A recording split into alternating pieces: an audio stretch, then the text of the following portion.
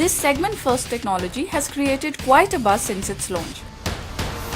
The difference between an automated and an automatic gearbox is that in an automated gearbox, the gear shift happens through an electric hydraulic unit placed on top of the gearbox.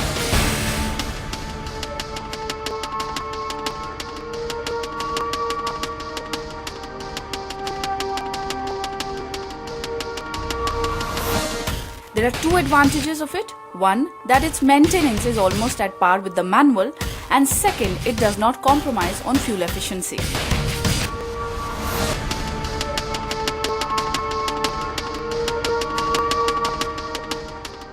Now the Celerio is powered with the same K10 engine that we are all familiar with. For the figures, it's a 68 bhp output and a 90 Newton meter torque. When you take it out on the road in the city, it's sufficient. Even on the highway, it's not bad. In fact, if you're driving in the automatic version, the gearing is a little long, so it gives you that extra little power which is needed when you're overtaking or maneuvering in the city, and it adds as a benefit when you're driving on the highway as well.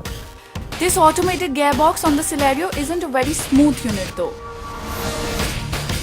There is an evident hiccup in the car when there is an upshift in the gear. The downshift is rather smooth in comparison. Its small size and power delivery makes it easy to maneuver in the city, and a turning radius of 4.7 meters makes it very easy to park as well. The car is quite easy to drive in the city. The steering is nice and responsive. It's not very precise. You have to give it regular inputs, but it does the job quite decently. It's easy to cut in corner. In fact, it's quite easy to park as well. You also get a manual transmission option here where you can change your gears as per your desired RPM levels for that extra punch if it's needed at all. But mostly automated gearbox, which is made for the Celerio, which is a first time thing that Maruti has introduced, is very convenient. If you're driving in the manual mode and have to come to a sudden halt, then the gear drops to the first on its own without an input. Another good thing about the Celerio is the suspension. The Celerio takes bumps with ease and the ride quality is fairly good. Around corners, it feels confident, and on high speeds also, it does manage to remain calm and composed.